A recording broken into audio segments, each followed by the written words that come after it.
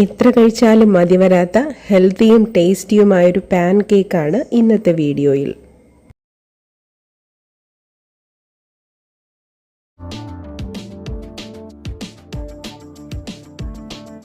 ശാലേ മീഡിയയിലേക്ക് എല്ലാവർക്കും സ്വാഗതം. കുട്ടികൾക്കും മുതിർന്നവർക്കും ഒരുപോലെ കഴിക്കാൻ പറ്റുന്ന ഒരു പാൻ കേക്ക് റെസിപ്പിയാണ്. മത്തങ്ങ ഇഷ്ടമില്ലാത്തവർക്ക് പോലും നന്നായി ഇഷ്ടപ്പെടുന്ന ഒരു സ്നാക്ക് റെസിപ്പിയാണിത്. ഇത് കഴിച്ചു നോക്കിയാൽ മത്തങ്ങ ചേർത്തിട്ടുണ്ടെന്ന് പോലും അറിയാൻ പറ്റില്ല, അത്രയ്ക്ക് രുചിയാണ്.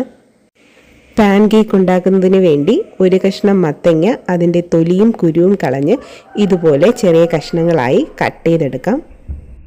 മത്തങ്ങ കഴുകി വേവിക്കാനുള്ള പാത്രത്തിലേക്ക് മാറ്റാം.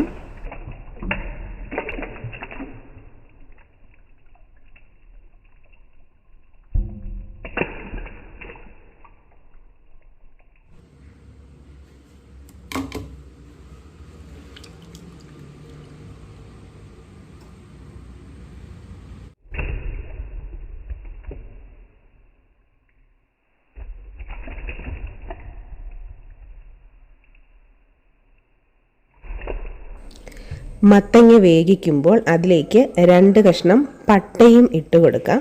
അതിൽ നെവക്കി വെള്ളമൊഴിച്ചാണ് വേവിക്കേണ്ടത്.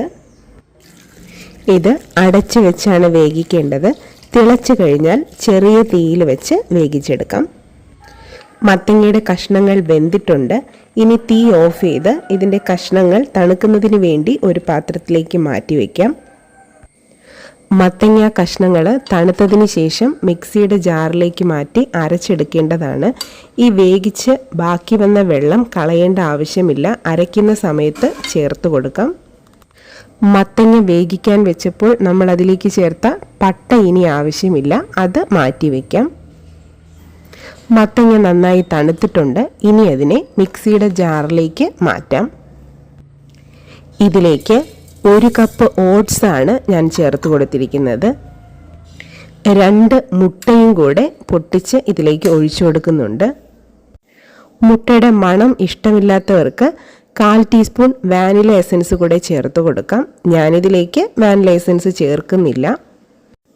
1 ഗ്ലാസ് പാല് കൂടെ ഇതിലേക്ക് ഒഴിച്ചു കൊടുക്കാം. പച്ചപ്പാലോ കാച്ചിയ പാലോ ഏത് വേണമെങ്കിലും ഉപയോഗിക്കാം, ചൂടില്ലാതെ ഇരിക്കണം എന്നതേ ഉള്ളൂ. ഞാനിതിലേക്ക് പംകിൻ വേവിക്കാനെടുത്ത വെള്ളം കൂടെ ഒഴിച്ചു കൊടുത്തിട്ടുണ്ട്. വെള്ളം ആവശ്യമുണ്ടെങ്കിൽ മാത്രം ഒഴിച്ചു കൊടുത്താൽ മതി. ദോശമാവിൻ്റെ പരുവത്തിലാണ് ഇത് അരച്ചെടുക്കേണ്ടത്. ഇതിലേക്ക് ആവശ്യത്തിനുള്ള ഉപ്പും ചേർത്ത് ഈ ഒരു പരുവത്തിൽ അരച്ചെടുക്കാം. ഇനി ദോശക്കല്ലിൽ എണ്ണ പുരട്ടി ഓരോ തവി മാവ് വീതം ഒഴിച്ച് ചുട്ടെടുക്കാം. മാവ് ഒഴിച്ചതിന് ശേഷം ലോ ടു മീഡിയം ഫ്ലെയിമിൽ അടച്ചു വെച്ച് വേവിച്ചെടുക്കാം.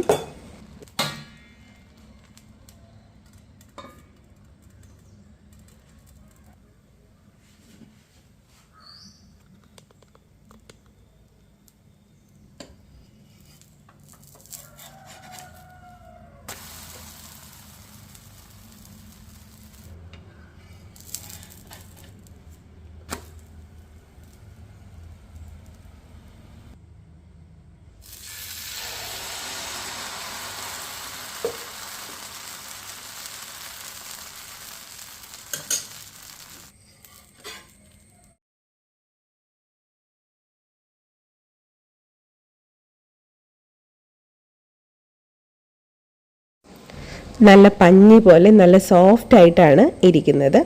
ഇത് നമുക്ക് തേനൊഴിച്ച് കഴിക്കാം. നല്ല ടേസ്റ്റാണിത്.